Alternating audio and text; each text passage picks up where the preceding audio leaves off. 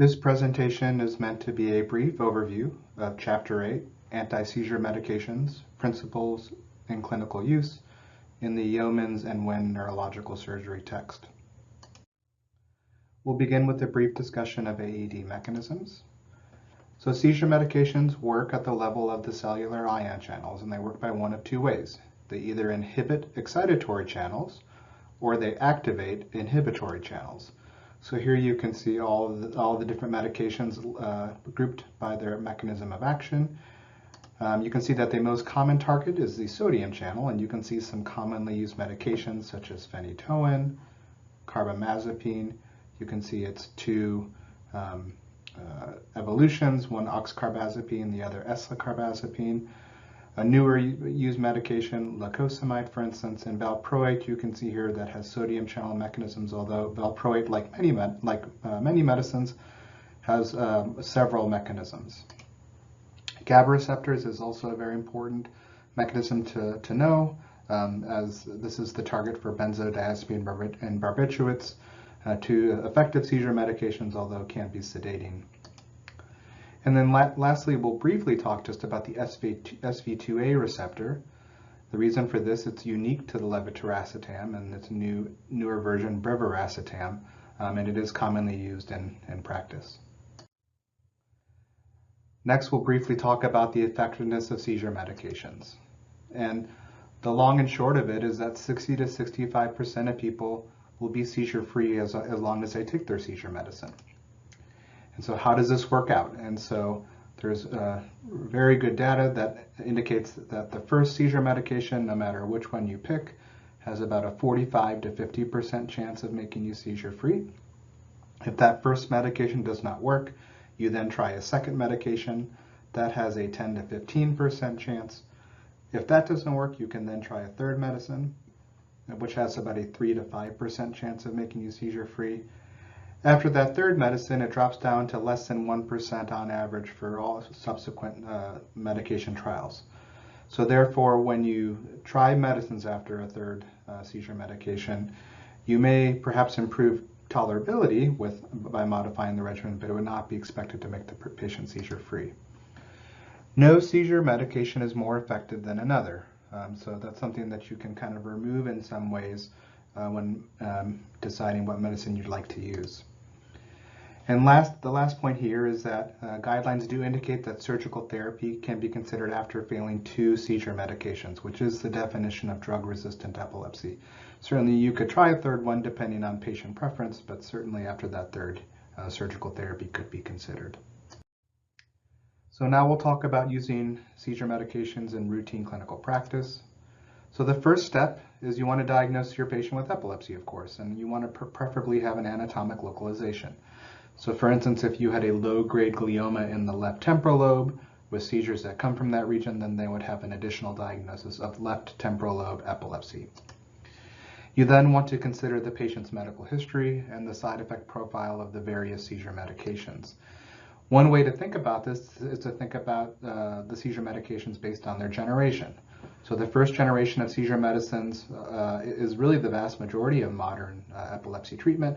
And here you can see readily recognizable medications like phenobarbital, phenytoin, valproate, benzodiazepines. You can then see this evolution of seizure medication development here in the second generation. You can see medications such as lamotrigine, topiramate, levetiracetam that are readily recognized. We are currently in the third generation of seizure medications, including Epidiolex, which is medical cannabidiol. You then want to discuss 2 to 3 choices of seizure medications with your patients, with again the understanding as discussed previously, no one medicine is better than the other in terms of efficacy. So then once you've picked the seizure medication with your patient, you then want to start at a lower dose of that medicine and then titrate slowly to a goal dose. The reason to begin in this way is to minimize the possibility of side effect and increase patient tolerability. So the next thing to discuss is specific neurosurgery seizure medication considerations. And so one brief point to talk about is levetiracetam, as it is a very commonly used medication at this point. It does have a key possible side effect of agitation. So this is something that you'd like to proactively counsel your patients on, and then keep a close eye as you follow them. Phenytoin, I believe, is a very commonly used seizure medication for two reasons. One, it has an IV formulation, so easily given while inpatient. The other reason is it's an older medicine, so it's widely available and also has a great experience. However, modern seizure medication are probably suitable alternatives, and we'll discuss why. Phenytoin does have multiple interactions due to its enzyme-inducing nature. It does have cardiovascular risks, including arrhythmias, which we need to have close monitoring. And lastly, long-term side effects include irreversible ataxia, which is very disabling to the patient when this does happen. So it's not that phenytoin can't be used, but oftentimes there are other options which could be considered as well. Lastly, we'll talk briefly about valproate, as it sometimes has a dual use in glioblastoma, as it's felt to possibly have a synergistic effect with temozolomide. However, for surgeons, one should be aware that it can cause platelet dysfunction and increase bleeding, so this must be accounted for during the surgical planning period. The next thing we'll discuss is minimizing AED prophylaxis. And so what this means is avoiding the use of seizure medicines in brain tumor or TBI patients who do not have epilepsy. This brings up a key point that patients without epilepsy should not need seizure medicines. The seizure medicines, unfortunately, do not prevent epilepsy. They only prevent seizures in people who do have epilepsy. So guidelines for people with brain tumor patients recommend against prophylaxis, yet up to a third of brain tumor patients remain on seizure medicines who do not have epilepsy. So this is still a very key point. Similarly, randomized controlled trials in adult and pediatric traumatic brain injury do not indicate that seizure medications decrease the incidence of epilepsy, which again, as we said before, it's because the seizure medicines do not treat the underlying problem of the epilepsy. Still, one trial did show a decreased rate of seizures in the first 7 days, so guidelines do support the use of seizure medicines in those first 7 days only. So one thing to keep in mind is if you choose to start a medicine immediately, it's good to have also a plan immediately on how to take them off that medicine after those 7 days. Status epilepticus is a neurological emergency, so certainly we should have a good understanding of what medicines to use in that time period. So lorazepam 4 milligrams IV is the most common medication used, although midazolam 10 milligrams IV, IM or IV are good treatment options for early convulsive status epilepticus as well. For status epilepticus that continues, that is, it does not stop after that initial benzodiazepine treatment, you can use an IV loading dose of a seizure medication. There are three primary considerations: fosphenytoin, valproate, and levetiracetam. The doses are listed there. One key point to remember here in fosphenytoin is to use fosphenytoin and not phenytoin.